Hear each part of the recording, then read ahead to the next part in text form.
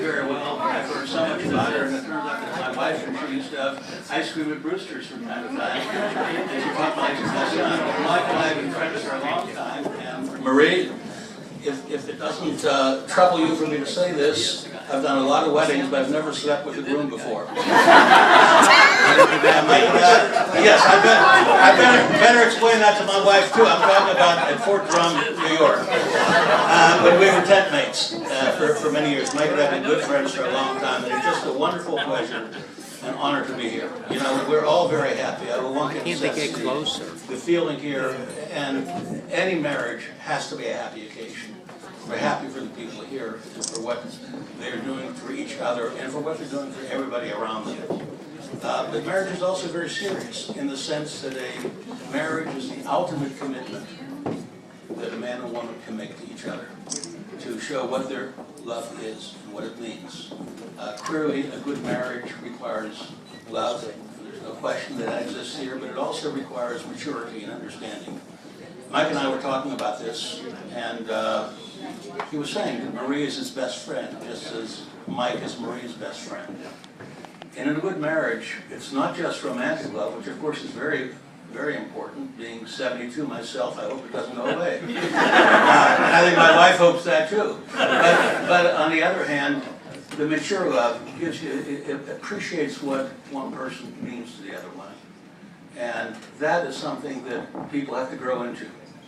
Mike and Marie have it. And because they have it, we know they're going to have a happy life together. Just a very, very wonderful thing to be here to do this.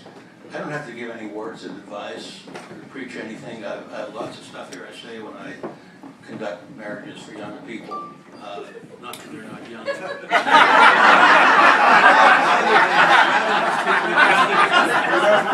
About people who don't have experience, who don't have an understanding.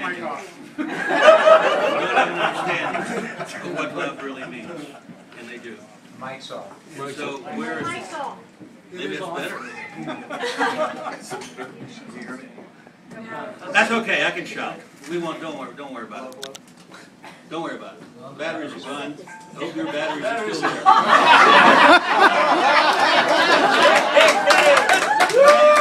The main point is, these are people who love each other, they have a mature love, and I hope, I'm sure, in 10 years and 20 years from now, they're still going to be in love with each other, and they're still going to be able to share that and enjoy that. So all of us can enjoy with them.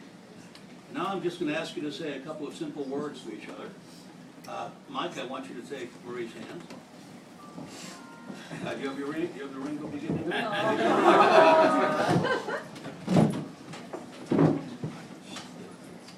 Say these words. Marie, I want you to be my wife. Marie, I want you to be my wife. I will love you and comfort you. I will love you and I will comfort you. And care for you. And care for you. Throughout our lives. Throughout our lives. Throughout our lives. Now put the ring on her finger and say this. With this ring, I marry you. With this ring, I marry you. I pledge you my love. I pledge you my love. From this day forward. From this day forward. Now Maria, hold Mike's hand and say this. Is it on? Mike, I want you to be my husband. Mike, I want you to be my husband. I will love you and comfort you. I will love you and comfort you And care for you. and care for you Throughout our lives. throughout our lives. With this promise, I marry you. With this promise, I marry you. I pledge you my love. I pledge you love From this day forward. from this day forward. Now, Mike, you know, as a very sharp lawyer, that you just entered into a contract. That is humorous, to put it like that. Marriage is so meaningful because, as I said, it's not just the ultimate commitment in an emotional sense. People are pledging themselves to each other to the extent that they are accepting the ability of the law to enforce their contract. And while it may seem a trivial thing, in this case, we know it's unnecessary. It is a very, very important indicator of how much people love each other. And the two of you have it.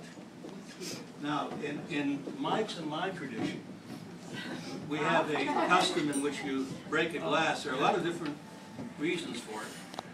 but the easiest one is to say, once he breaks this glass, then everybody gets to say Mazel Tov. And if you want to share a drink and say a salute, that works too. Okay? Now, you've both made these promises to each other in front of this company here. You've both pledged your love to each other. You've exchanged rings. And therefore, by virtue of the authority vested in me by the Commonwealth of Pennsylvania, it is my happy duty to pronounce that you are now husband and wife.